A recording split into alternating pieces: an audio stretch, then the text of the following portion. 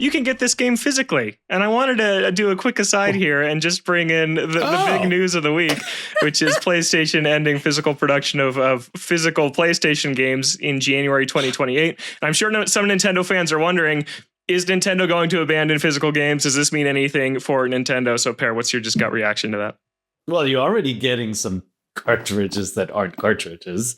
Yeah, but they're still cartridges, look, I mean, right? it's the move towards not having physical media is inevitable, right? Like the entertainment industry, Blu-ray, UHDs are hanging on by a bare thread and are getting phased out. Incorrect. I will argue this. They are on the up and up. But anyway, I'm sorry to interrupt. People are building their libraries again. I just bought the UHD for Speed Racer, Seth, which the picture quality is such a far cry from what you can watch on streaming. It's like ridiculous on a proper UHD player. But the industry of physical media obviously has shrunk. Some of the issues with people not going to theaters might be helping some of the physical entertainment stuff. In the gaming side, on the gaming front, it was inevitable that we'll eventually get to a diskless future, right? Already, the PlayStation 5 Pro, I sometimes forget this. I'm getting an old game because my main PS5 is now Pro. It doesn't have a drive. It's like, but you can buy an add-on disk drive to fix it. We'll see. Maybe PlayStation will go back and say, we'll provide a disk drive in the future because the backlash is going to be fierce. The main problem isn't that we're moving digital, that we're losing the disk. The main problem is that there's no regulation and no sort of the consumer is not guaranteed that they will have access to their media in the future, which is what happened on the PlayStation, right? The Canal Plus, if you had bought any of these 550 movies, I think, on your PlayStation digitally, Sony just removed them and says, hey, Canal Plus partnership is over. Sorry, they're gone now. And so even though you paid the price of ownership and not rental, your product is gone, which is, I think Luke wrote an editorial today, which is the equivalent of somebody going into your house and taking the disc and saying yoink and leaving. And that's how is that's just crazy in today's age of consumer protection laws. There will be legislation around that, and it would be lovely if some of the companies could get ahead of that, and if Sony could say, hey, our guarantee is that if the PlayStation Store ever goes away, we will relinquish the media rights to this game and you can download it digitally without DRM or whatever, right? Like there has to be a fallback. And this is sort of a wake-up call for everybody. I think many of us have purchased games digitally and movies digitally. I have like hundreds of movies on Apple, on my Apple account. What if the shop goes away and what happens to your own data? There's no way to just download them to a hard drive or a device to keep forever. And there needs to be a solution like that. Yeah, Miranda, I saw you nodding a lot during that. What's your take on all this? I completely agree with Pear because I do like digital media simply because I live in a small apartment and I also don't want a bunch of plastic boxes that I somehow now need to figure out how to store. So like my thing is I only buy Blu-rays and physical copies of the things I love absolutely most. So that's usually me buying it a second time to get it physically. Sometimes a third time because I buy it on multiple platforms. But as Pear said, we do need just more protections. And I don't know if we'll necessarily at least get that in the United States under some administration. But I think in the future, at some point, something's got to give because it's not like digital media is new. So I do hope that this becomes a bigger deal. And I think some folks who have been playing games on PC for a long time are a little bit more savvy and like understanding like why DRM-free purchases are so important and there are ways to do that. But obviously when you're looking at exclusives for consoles and things, so you don't really have that as an option, right? It's only on those consoles. So the way you did get that is by having your disc. And even then you sometimes still have to do the online check to make sure that like, it does all these things. And so I do hope that there is something in play. I don't think Nintendo will necessarily move away from cartridges because they seem at least committed to, even for the ones that's like, well, this is technically a download code, but you can still have it. So like, I think there's seem more likely to keep with that simply because Nintendo just likes to do its own thing. Like they just, I always feel like Nintendo is the outlier in everything that happens within gaming. Like they're always just going to kind of just go at their own pace and do things their own way. And I don't see them wanting to part from physical media. Well, permanence of ownership is new for Nintendo, right? Prior to the Switch, we did buy the games we bought in the Virtual Console went away, right? You don't have access to them on Switch. And it feels like now Nintendo's new approach is you have this sort of digital garage of ownership that will transfer to the next machine. But none of that is guaranteed. And, is PlayStation too big to fail? Is Steam too big to fail? Any of these entities are obviously out there and we expect them to be there in perpetuity and outlive us, but we don't know that.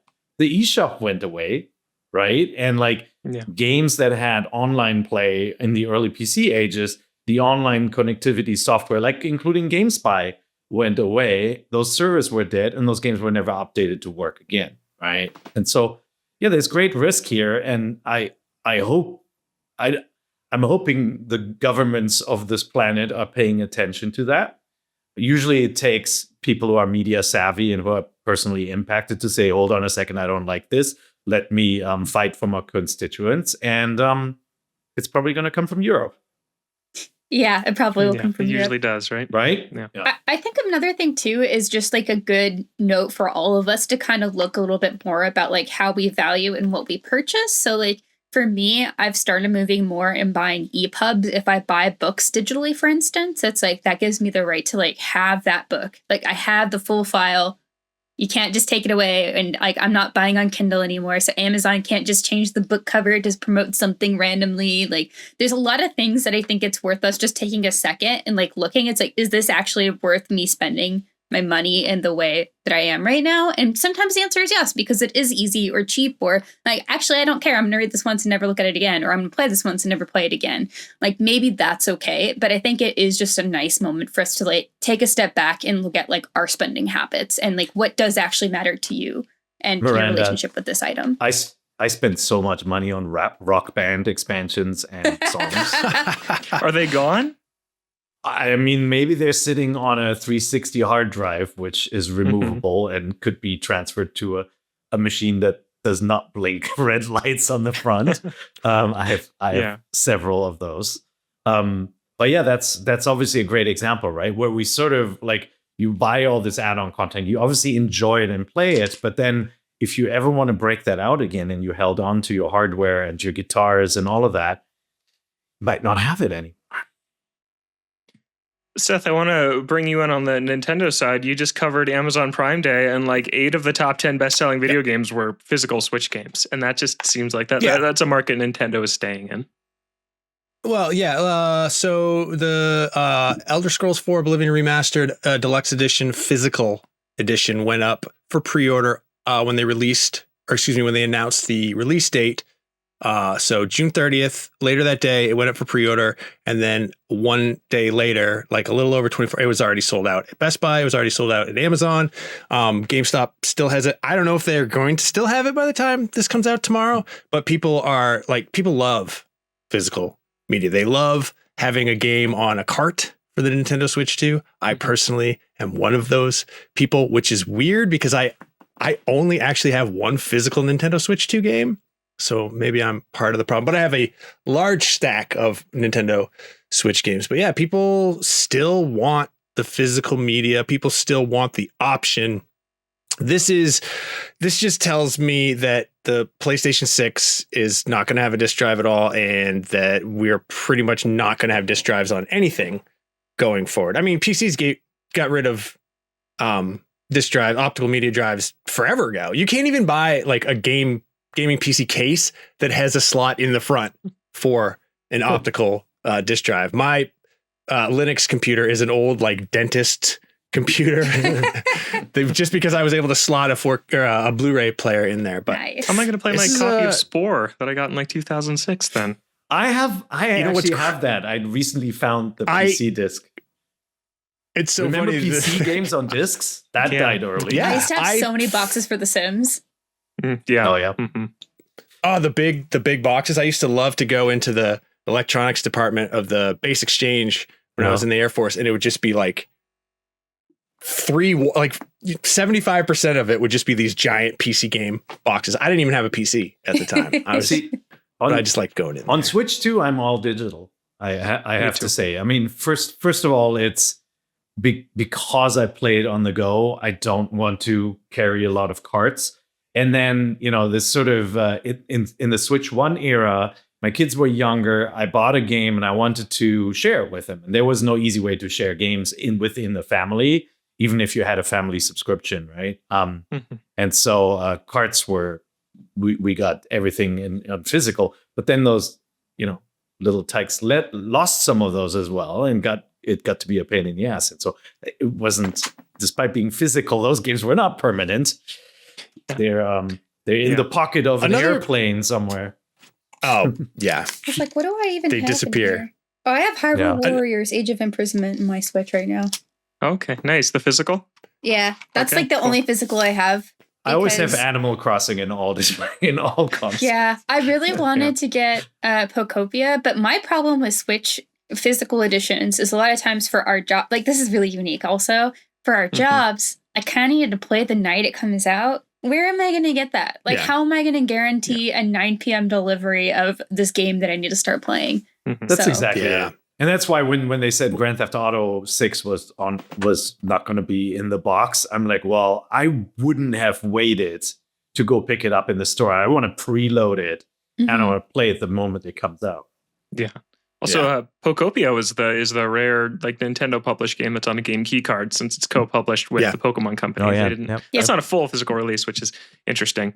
Exactly. So I was like, I'll just buy digitally anyway. Yeah. From Another Nintendo's. Oh, go ahead, Seth. I was just gonna say another kind of like bummer about this whole move to digital at this time right now is how much storage costs.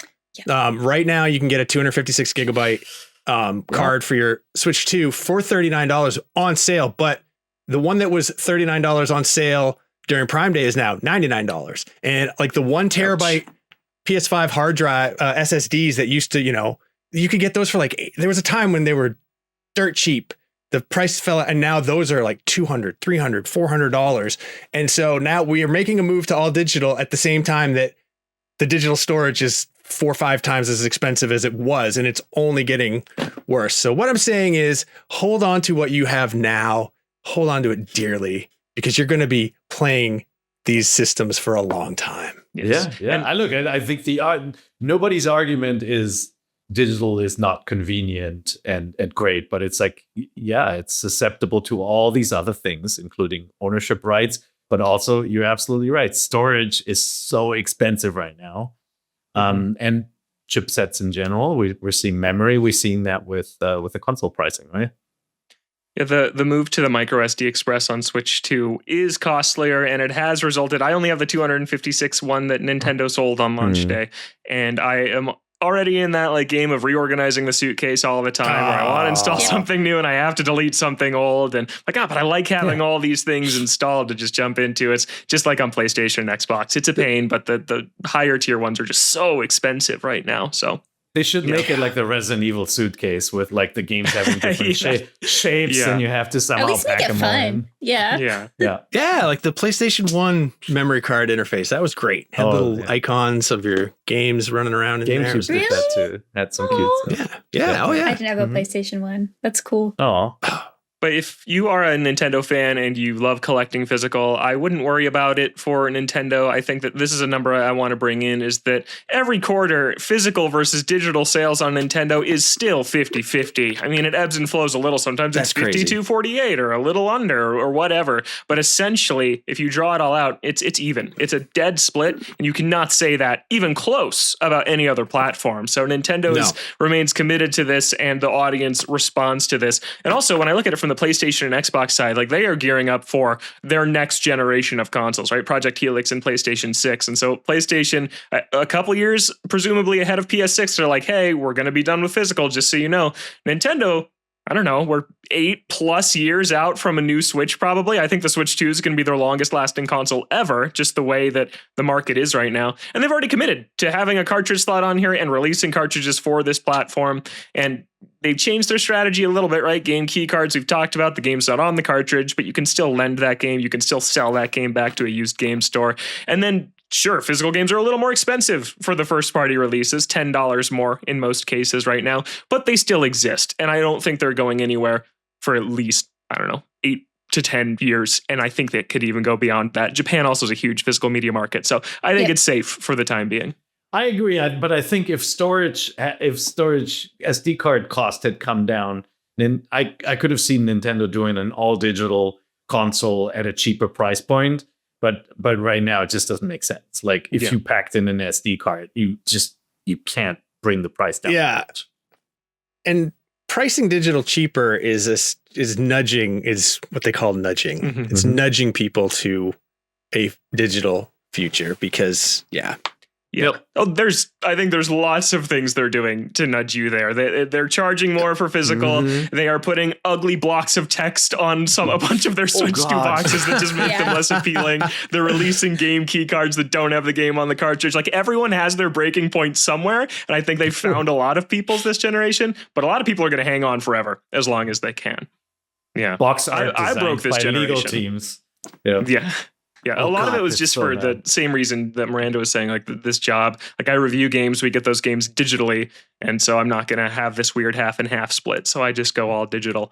But if I weren't in this job, I think this still might have been the generation that broke me where I went all digital, just because it's better now on Nintendo than it used to be. Like Para was saying, like it used to be if you lost your 3DS, you lost all 150 games you had loaded on it and they're gone forever. But now it's much better than that with the Nintendo account. Yeah, and they used to store saves, right? Like, let's not forget cartridge history. Like, carts did a lot more than just hold the game code.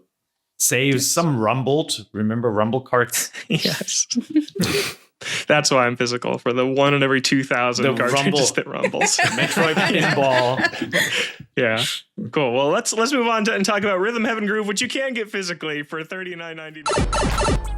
Thanks for watching this clip from Nintendo Voice Chat. Be sure to catch the full episode over at youtube.com/IGN Games. New episodes of NVC drop every Friday on IGN Games, IGN.com, and your favorite podcast platforms. With the Nintendo Switch 2 finally here, there is so much to dive into. We appreciate you tuning in, and don't forget, NVC is the only place you can get the thing.